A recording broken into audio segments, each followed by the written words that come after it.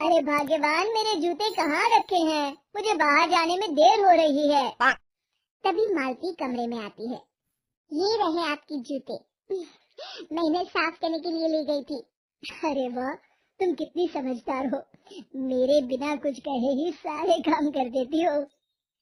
तभी मालती झिझकते हुए रमेश से कहती है, सुनिए जी, आपसे एक बात कहूँ, बुरा तो नहीं मानेंगे ना? अरे नहीं नहीं, बेफिक्र होकर कहो। शादी से पहले मैं अपने मायके में नौकरी करती थी। मैं चाहती हूँ कि अब मैं फिर से नौकरी करना शुरू कर दूँ। वैसे भी सारा दिन घर में बोर हो जाती हूँ। देखो मालती, तुम्हारे नौकरी करने से मुझे कोई ऐतराज नहीं है, लेकिन तुम्हें एक बात बता दूं, हमारे खानदान में आज तक कभी किसी औरत ने नौकरी नहीं की। फिर भी एक बार तुम माँ से पूछ कर देखो, अगर वो तुम्हें नौकरी करने की इजाजत दे देती है तो अच्छी बात है। रमेश वहाँ से चला जाता है। फिर उसी शाम मालती अपनी सास के पैर दबा रही होती है। तभी उसकी सास मालती से कहती है, अरे क्या बात है बहू, आज तो ठीक तरह से मेरे पैर नहीं दबा रही। किसी ख्याल में खोई पड़ी है क्या? मैं भी तो जानूं आखिर बात क्या है। दरअसल वो माँ जी। अरे हाँ हाँ बोलो, इतना सोच क्यों रही हो? माँ जी, अगर आप बुरा न माने तो मैं नौकरी करना चाहती हूँ। घर के काम करने के बाद मेरे पास काफी वक्त बच जाता है। मालती की ये बात सुनकर उसकी सास गुस्से में कहती है, अरे बहू, तेरी तबीयत तो ठीक है ना? आज ये कैसी बहकी बातें कर रही है? भला हमारे खानदान में आज तक कभी किसी औरत ने नौकरी की, जो तू नौकरी करने की बात कर रही है? हैं? अरे बहू, तू क्या रिश्तेदारी में हमारी नाक कटाना चाहती है? हैं? जितना जल्दी हो सके अपने दिमाग से नौकरी का भूत उतार दे। और अब जा, जल्दी से रसोई में जा, खाना बनाने का वक्त हो रहा है। मालती मन मार कर खाना पकाने के लिए रसोई घर में चली जाती है। अगले दिन, नमस्ते माँ जी, कैसी हैं आप? अरे आओ आओ दिवाकर बेटा, बैठो, मैं तुम्हारे लिए चाय मंगाती हूँ। बहू, जरा एक कप चाय तो लेती आना।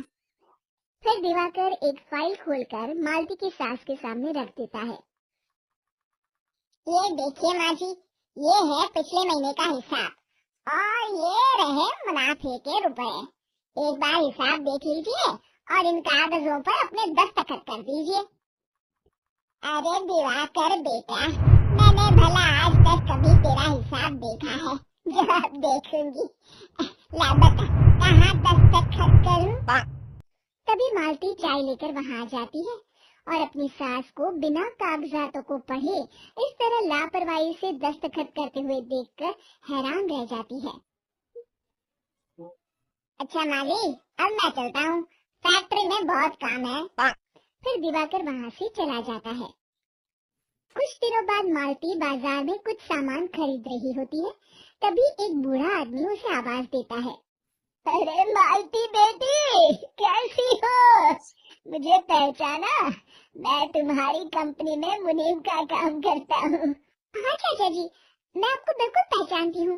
कहिए, कैसे हैं आप? मैं तो ठीक हूँ। कंपनी में कुछ भी ठीक नहीं चल रहा, यहाँ तक कि हमें ठीक वक्त पर तनख्वाह भी नहीं मिलती। ये आप क्या कह रहे हैं? अब क्या बताऊं, आप लोग तो कभी हिसाब किताब देखने दफ्तर आते नहीं।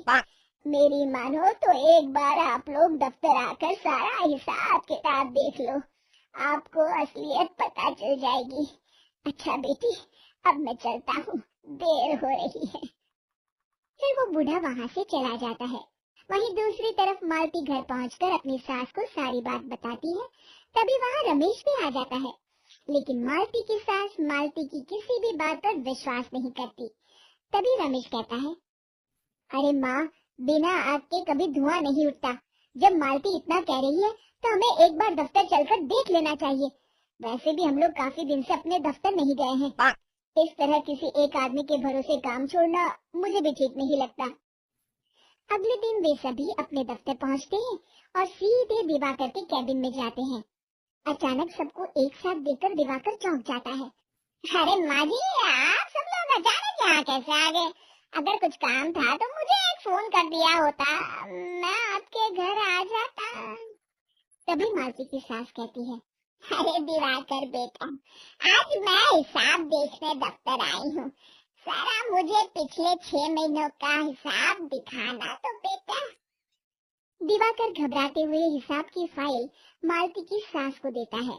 मालती की सास फाइल लेकर मालती को देती है और कहती है, ले बहू, देख ले हिसाब। मालती फाइल को बड़े गौर से देखती है और अगले ही पल उसे सारी गड़बड़ी समझ में आ जाती है। वो अपनी सास से कहती है, माँ जी, मुनीम चाचा बिल्कुल सही कह रहे थे। हमारी कंपनी में पिछले 6 महीनों में जितना मुनाफा हुआ है, हमें उसका आधा पैसा भी नहीं मिला। क्यों समझ लीजिए कि 1 रुपये में सिर्फ चवन्नी ही हमारे हाथों में आई है। मालती की बातें सुनकर मालती की सास गुस्से से दिवाकर को पूछती है, क्यों दिवाकर, मेरी बहू जो कह रही है वो सच है? दिवाकर समझ जाता है आज उसका भांडा फूट चुका है। वो गिड़गिड़ाते हुए कहता है, मुझे माफ कर दीजिए माँ जी, मैं पैसों के लालच में अंधा हो गया था। अरे वाह दिवाकर, तू तो एक नंबर का चोर निकला। इतने दिनों से मैं तुझ पर आंख बंद करके भरोसा करती रही और तू मुझे ही चुना लगाता। अब अभी निकल यहाँ से और दोबारा अपनी शक्ल मत दिखाना। दिवाकर वहाँ से भाग जाता है।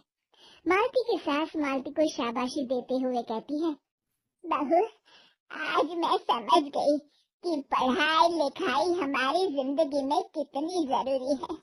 मैं बहुत किस्मत वाली हूँ जो मुझे तुझ जैसी बहू मिली है। शिक्षा, पढ़ाई लिखाई का इस्तेमाल सही जगह करके हम दुनिया में बहुत कुछ बदल सकते हैं।